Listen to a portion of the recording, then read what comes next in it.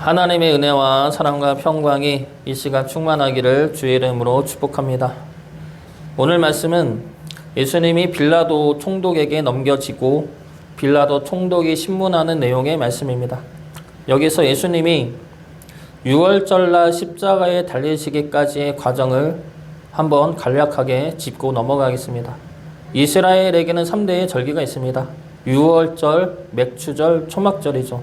이 절기 때는 모든 이스라엘 백성들이 예루살렘 성전에 모여야 합니다. 모여서 절기를 지켜야 하는 것이죠. 그래서 예수님이 돌아가신 날은 유월절입니다. 유월절은 애굽에서 이스라엘 백성들이 어린 양을 통해 구원받았음을 기념하는 절기입니다. 유월절 때 예수님이 돌아가셨다는 것은 예수님이 우리 모두를 구원할 어린 양으로 오셨음을 의미하죠. 이스라엘은 하루의 시작이 저녁입니다. 그래서 유월절은 금요일이지만 우리 시간으로 계산을 하면 목요일 저녁부터 유월절이 시작이 되는 겁니다. 그리고 금요일 저녁부터는 안식일이 시작이 되는 것이죠. 그래서 목요일 저녁부터 금요일 저녁까지가 유월절이고 금요일 저녁부터가 안식일이 시작이 됩니다. 그래서 예수님은 유월절날 즉 목요일 저녁에 제자들과 성만찬을 한 후에 겟세마네 동산에 올라가서 기도를 하십니다. 밤이 되겠죠. 그리고 내려오면서 유다와 그리고 군인들과 종교 지도자들, 하인들에게 붙잡혀 가십니다. 그렇게 해서 처음에 가신 곳이 안나스 집입니다. 안나스는 대제사장이었던 자로 이스라엘 내에서 모든 권력을 쥔 자입니다. 그래서 원래는 신문할 자격도 없는 자이지만 예수님을 먼저 데리고 와 신문을 하시고 그 다음에 자기의 사위이면서 그때 대제사장인 가야바에게 보냅니다.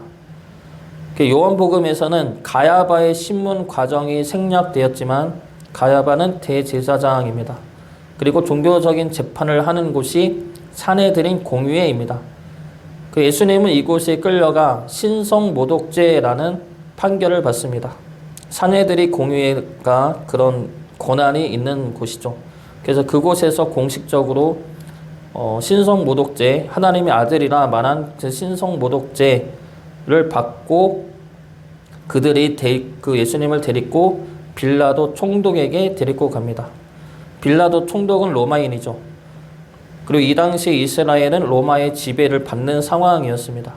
그래서 판결에 따른 처벌은 산헤드린 공회에서 할 수도 있지만 사형은 이스라엘 스스로 할 수가 없었습니다.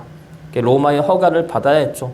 그래서 예수님을 로마 총독인 빌라도에게 데리고 간 겁니다. 사형시켜 달라고 간 것이죠. 그래서 빌라도가 예수님을 신문을 하고 헤롯 왕에게 보냅니다. 헤롯 왕은 로마가 세운 이스라엘 왕이죠. 그래서 빌라도가 헤롯 왕에게 보낸 것도 요한복음에는 생략이 되었지만 다른 복음서에는 나옵니다. 그래서 빌라도가 헤롯 왕에게 보낸 것은 예수님을 자신이 죽이지 않으려 한 것이 아니라 정치적인 이유입니다. 빌라도는 모든 것이 다 정치적인 이유로 행동을 하는 인물이죠. 그래서 헤롯 왕에게 보냄으로 헤롯 왕의 권위를 세워줌으로 다른 말이 나오지 않게 하기 위함입니다. 어찌됐든 헤롯 왕에게 보내지만 헤롯 왕 역시 빌라도에게 다시 보냅니다. 이 또한 정치적인 이유이죠.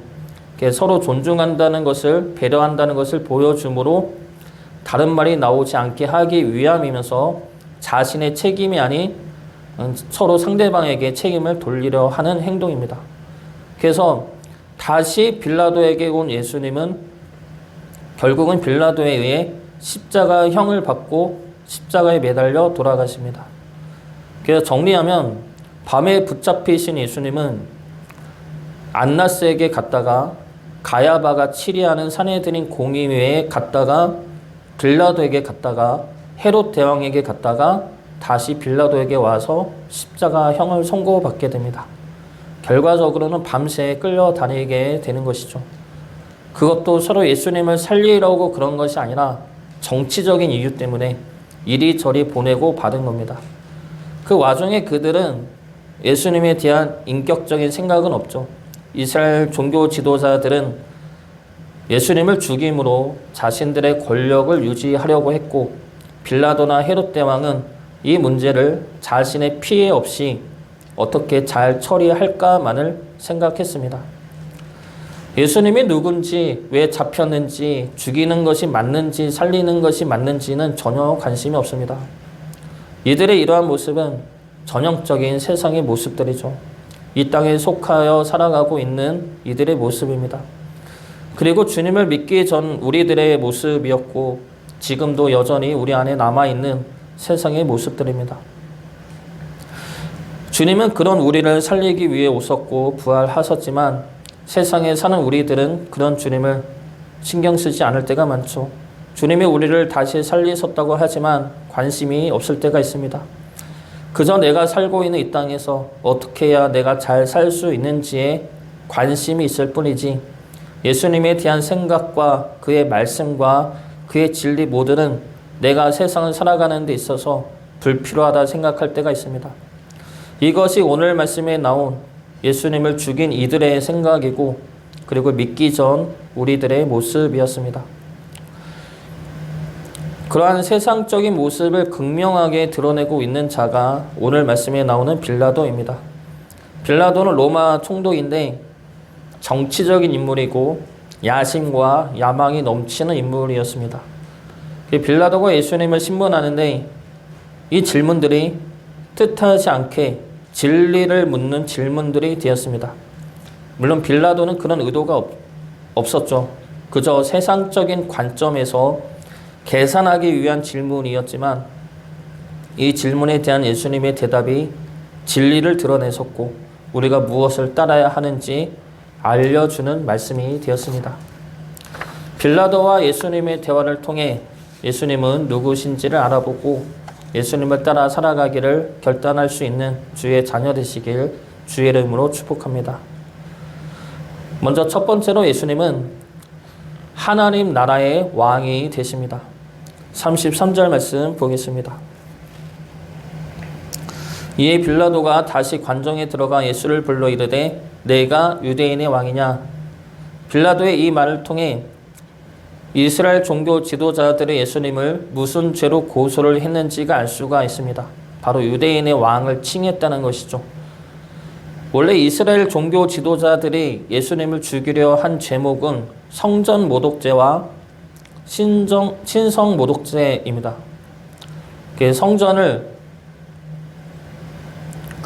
사흘 만에 짓겠다 말씀하셨기 때문에 성전 모독죄가 적용이 되고, 예수님이 하나님의 아들이라 말씀을 해서 신성 모독죄가 되었습니다. 근데 이것은 다 사실이죠. 근데 이런 제목을 가지고 빌라도에게 가면 사형이 내려지지가 않습니다. 종교적인 문제는 이스라엘 내에서 처리하게 하기 때문이죠. 그래서 빌라도 입장에서는 다른 나라 종교에 대해 관여하고 싶은 생각이 없습니다. 괜히 건드렸다가는 폭동이 일어나기 때문에 신경을 쓰고 싶지 않은 것이죠. 그것을 안 종교 지도자들은 예수님을 신성 모독죄가 아니라 유대인의 왕으로 칭했다. 즉 폭동과 반란을 일으킬 자다라고 고소를 해서 죽여달라 말한 겁니다. 그래서 빌라도가 예수님에게 이러한 질문을 한 것이죠. 네가 유대인의 왕이냐? 근데 이 질문은 빌라도가 진짜 궁금해서 물어본 것이 아닙니다. 빌라도도 군인인데 누가 폭동을 일으킬 만한 자인지는 보면은 대충 알게 되죠. 그런데 예수님을 보면은 어느 누가 폭동을 일으킬 것이라 생각하겠습니까? 폭동을 일으키려면 눈에 살기라도 있던가 뭐 이런 게 있어야 하죠. 분위기가 있던가. 근데 예수님을 보면은 그렇지가 않습니다.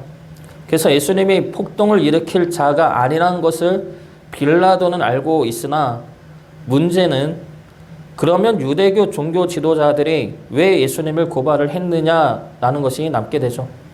분명히 종교적인 이유로 고발을 한 것인데, 그렇다면 문제가 되는 것은 만약에 내가 예수님을 죽였을 때 폭동이 일어날 수 있느냐라는 겁니다. 그래서 그것을 알아보기 위해 내가 유대인의 왕이냐 질문을 한 것이죠. 이 질문에 예수님이 그 질문은 너가 하는 말이냐 아니면 다른 사람들이 나에 대하여 내게 한 말이냐 되묻습니다. 예수님의 이 질문은 빌라도를 향한 회개와 구원의 기회를 주시는 말씀입니다. 믿음의 고백은 자기 결단에서 나오는 말이죠. 예수님은 지금 빌라도에게 이 질문이 너가 하는 말이냐라고 되물으심으로 하나님의 나라로 초청을 하고 계시는 겁니다. 너가 생각할 때는 어떠하냐? 너가 생각할 때는 내가 너의 왕이냐? 이 빌라도가 퉁명스럽게 대답을 합니다.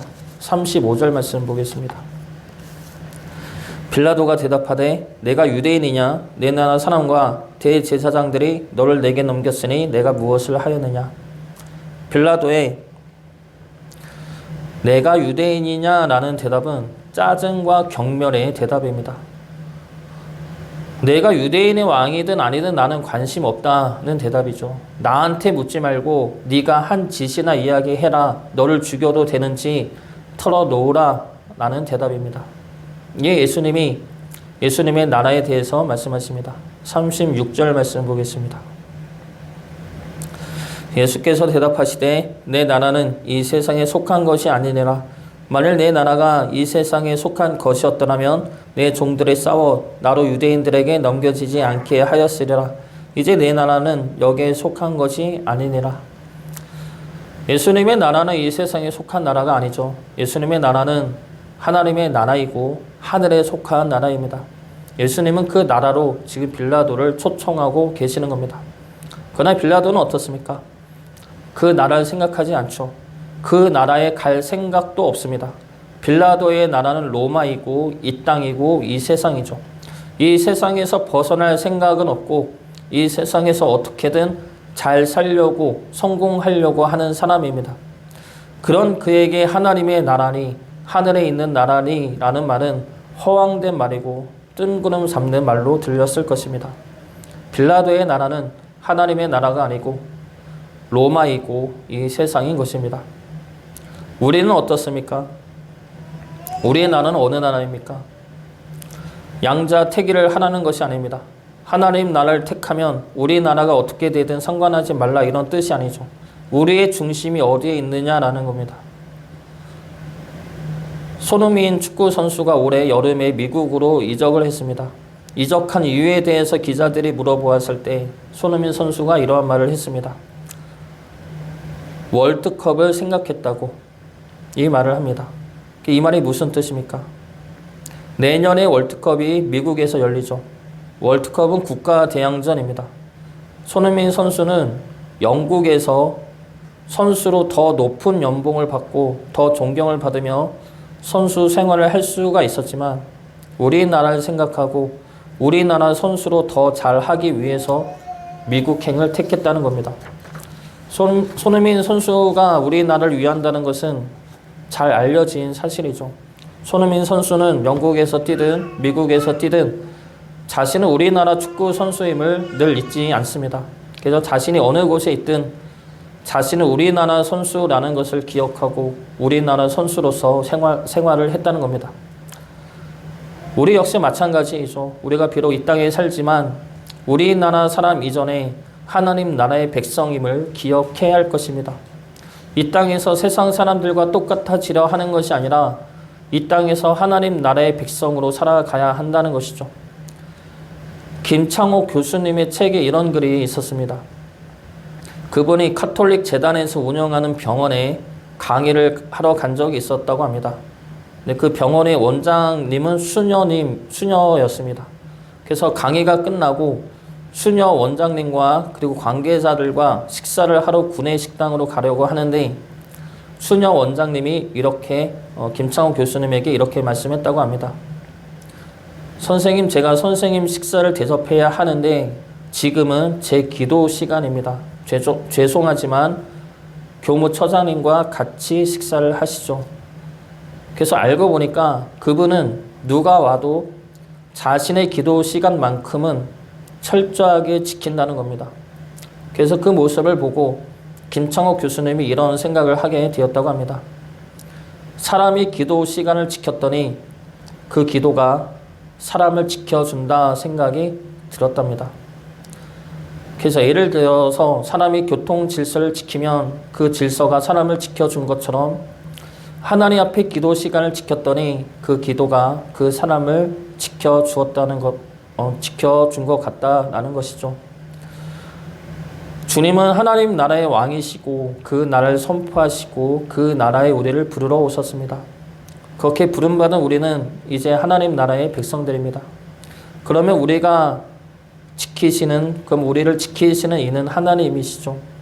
우리가 하늘나라 백성으로서 하나님의 말씀을 지키고 하나님의 자녀다움을 지키고 산다면 하나님이 하나님 나라의 백성인 우리들을 지켜주십니다. 마태복음 6장 31절부터 33절까지 말씀입니다. 그러므로 염려하여 이르기를 무엇을 먹을까, 무엇을 마실까, 무엇을 입을까 하지 말라. 이는 다 이방인들이 구하는 것이라. 너희 하늘 아버지께서 이 모든 것이 너에게 있어야 할 줄을 아시느니라. 그런즉 너희는 먼저 그의 나라와 그의 의를 구하라. 그리하면 이 모든 것을 너희에게 더하시리라. 주님은 우리를 하나님 나라로 부르러 오셨습니다. 하나님 나라의 백성들은 하나님이 지키시고 보호하십니다. 주님의 부르심에 응답하여 이 땅에서 하나님 나라의 백성으로 살아가시기를 주의 이름으로 축복합니다. 두 번째로 주님은 왕으로 오셨습니다. 37절 말씀 보겠습니다. 빌라도가 이르되 그러면 내가 왕이 아니냐? 예수께서 대답하시되 내 말과 같이 내가 왕이니라. 내가 이를 위하여 태어났으며 이를 위하여 세상에 왔나니 곧 진리에 대하여 증언하려 함이로라. 무릇 진리에 속한 자는 내 음성을 듣느니라 하신대. 여기서 진리는 우리를 구원하시겠다는 하나님의 말씀이고 그 말씀으로 오신 분이 주님이십니다. 요한복음 3장 16절과 17절 말씀입니다. 하나님이 세상을 이처럼 사랑하사 독생자를 주셨으니 이는 그를 믿는 자마다 멸망하지 않고 영생을 얻게 하려 하심이라. 하나님이 그 아들을 세상에 보내신 것은 세상을 심판하려 하심이 아니요 그로 말미암아 세상이 구원을 받게 하려 하심이라. 하나님이 우리를 구원하시러 예수님을 이 땅에 보내신 것이 진리이고 그 진리로 오신 분이 주님이십니다. 그리고 그 진리를 듣는 이들마다 하나님 나라의 백성이 되게 하셨습니다. 주님은 지금 그 나라의 왕으로 오셔서 우리들을 그 나라로 부르고 계시는 것이죠. 진리의 말씀으로 부르고 계십니다. 말씀으로 부르고 계시다는 것은 우리에게 은혜이고 감사입니다. 한 나라를 정복하기 위해서는 전쟁을 하고 이렇게 진멸을 합니다. 항복을 하지 않으면 그에 합당한 처벌을 행하죠. 이런 나라가 옛날의 원나라, 지금의 몽고였습니다. 원나라는 먼저 항복할 것을 요구하고 거절을 하면 잔인하게 짓밟습니다. 그래서 다른 나라들이 이것을 듣고 두려워하게 만들어서 쉽게 항복하도록 이끌었습니다. 하나님이 죄로 물든 이 땅을 정복할 수가 있었습니다. 그것은 심판이죠. 심판하심으로 하나님의 살아계심과 죄에 대한 두려움을 갖게 하실 수가 있었습니다. 하나님은 구약에서 선지자들을 보내시죠. 보내셔서 하나님에게 돌아오라고 외쳤습니다. 그래도 안 돌아오면 메시아를 보내시겠다. 내가 직접 가겠다 말씀하시죠. 그러면 하나님이 들으라고 보낸 선지자들의 말을 안 들어서 하나님이 오시면 어떻게 하시겠습니까? 당연히 심판이라 생각을 하는 것이죠. 우리 애들이 자기네 방에서 서로 다툽니다. 서로 싸우면 그걸 들은 엄마가 그러지 말라고 밖에서 여러 번 이야기합니다. 그래도 듣지 않고 서로 싸웁니다. 계속 싸웁니다. 그러면 엄마가 오게 되죠. 엄마가 와서 어떻게 하겠습니까? 혼을 내겠죠. 말을 해도 듣질 않아서 직접 왔으면 말이 아닌 행동으로 훈육이 들어갈 겁니다. 이것이 일반적인 상식이죠. 그러면 하나님은 어떻습니까? 구약에서 선지자들의 말을 듣지 않아 하나님이 직접 육신의 몸을 입고 이 땅에 오셨습니다. 오셔서 하신 것이 무엇입니까? 진리를 선포하시는 것이죠. 돌아오라 말씀하십니다. 하나님이 말을 듣지 않는 우리들을 참고 있을 수 없어서 직접 오셔서 하신 행동이 심판이 아니라 돌아오라는 말씀입니다. 내가 너희들의 모든 죄를 지고 가겠으니 너희는 그저 돌아오라. 나를 믿고 나에게 오라는 말씀을 하십니다.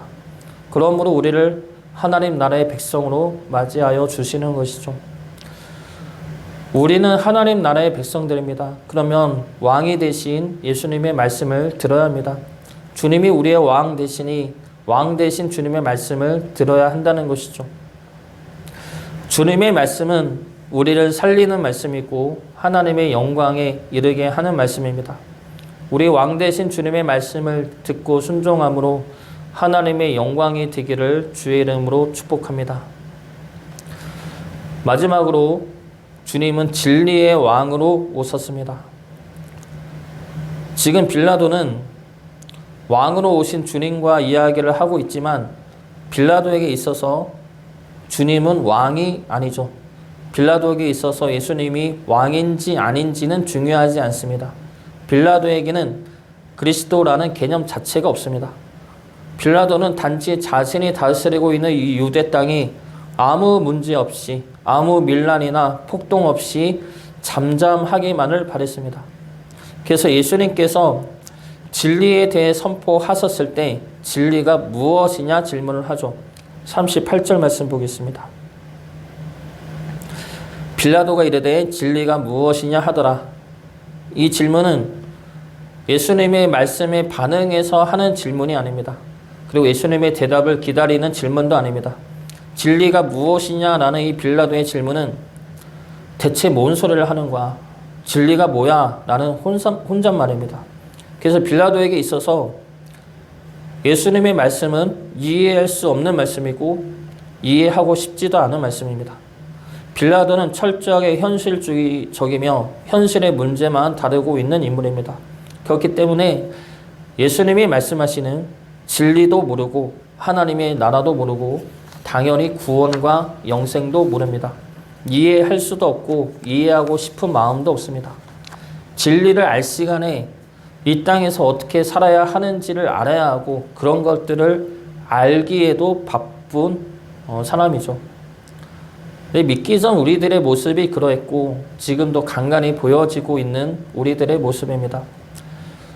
우리도 주님의 말씀보다 주님의 뜻보다 이 땅에서 지금 내가 어떻게 살아야 하는지가 더 중요할 때가 있지 않습니까?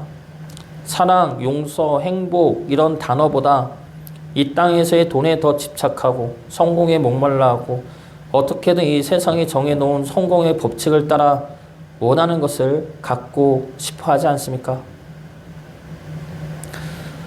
가수 신해철의 나에게 쓰는 편지라는 노래가 있습니다. 그 노래 가사 중에 이러한 가사가 나옵니다. 이제 나의 친구들은 더 이상 우리가 사랑했던 동화 속의 주인공들을 이야기하지 않는다. 고해의 불꽃 같은 삶도 니체의 상처 입은 분노도 스스로의 현실엔 더 이상 도움될 것이 없다 말한다. 전망 좋은 직장과 가족 안에서의 안정과 은행 구자의 잔고 액수가 모든 가치의 척도인가? 돈, 큰 집, 빠른 차, 여자, 명성, 사회적 지위 그런 것들에 과연 우리의 행복이 있을까? 우리가 쫓고 있고 따르고 있는 것들은 무엇입니까? 이 세상에 너무 함몰되어 살아가다 보면은 참된 진리를 놓치고 주님의 뜻을 외면할 때가 있습니다. 주님은 이 땅에 속한 우리를 부르셨고 죽음에 갇힌 우리를 구원해 내셨습니다. 그래서 우리는 주의 자녀들이고 하늘나라 백성들이 되었습니다. 그리고 주님은 우리의 왕이시고 우리가 듣고 순종해야 할 진리가 되십니다. 진리 되시는 주님을 놓치지 마시고 무엇보다 먼저 주님을 쫓으며 따라가는 주의 귀한 자녀 되시기를 주의 이름으로 축복합니다.